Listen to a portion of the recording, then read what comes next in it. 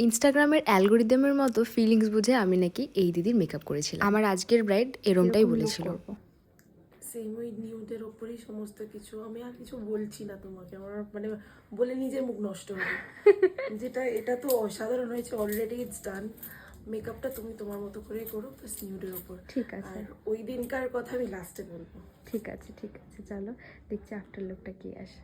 ইনস্টাগ্রামের অ্যালগোরিদম কেন বললাম জানো? প্রথম দিন দিদি যখন আমার কাছে সেজেছিল তখন দিদি আমাকে অনেক রকম ইনস্ট্রাকশন দিয়েছিল যে এইভাবে সাজিয়ে দিও, এরকম হেয়ার স্টাইল করে দিও। তো আমি বলেছিলাম যে কিছুটা আমার উপরে ছাড়ো, দেখো আমি তোমার মন মতো করতে পারি কি। আমি যখন মেকআপটা করছি তখন একটার পর একটা যখন স্টেপ আমি কমপ্লিট করছি, দিদির এক বোন পাশ থেকে বলছিল আমি নাকি ইনস্টাগ্রামের অ্যালগোরিদমের মতো ফিলিংস বুঝে মেকআপ করছি। এই সব মোমেন্টসগুলো আমার কাছে সবকিছুই ছিল ক্যাপচার করা, বাট আনফর্চুনেটলি আমার ফোন থেকে সবকিছু ডিলিট হওয়ার কারণে আমি কিছুই তোমাদের সঙ্গে শেয়ার করতে পারিনি। তবে এই কথাটা আমার শেয়ার করতে খুব ইচ্ছা হচ্ছিল। ক্লায়েন্টরা যখন এরকম কথা বলে তখন কোন মেকআপ আর্টিস্টের হাসি পাবে না বলো? তাই পরের দিন যখন আমি মেকআপ করতে যাই তখন শ্রেয়াদি আমাকে বলছিল আমি জাস্ট কিছু বলতে চাই না, তুমি তোমার মতো করো, কারণ তুমি বুঝে গেছো আমি কি টাইপের লুক চাই না চাই। সো সেই বুঝে আমি দিদির মেকআপটা করেছিলাম। আর আমার ক্লায়েন্টের তো খুব পছন্দ হয়েছিল, ইভেন কি বাড়ির যারা ছিল বোনরা বা বাড়ির আরো মেম্বার্স তাদেরও ভীষণ পছন্দ হয়েছিল। তোমরা জানিও যারা দেখেছো ভিডিওটা পুরোটা, তোমাদের কেমন লাগলো আজকের মেকআপ লুকটা। আর যদি ভালো লেগে থাকে একটু কমেন্টে জানিও, তাহলে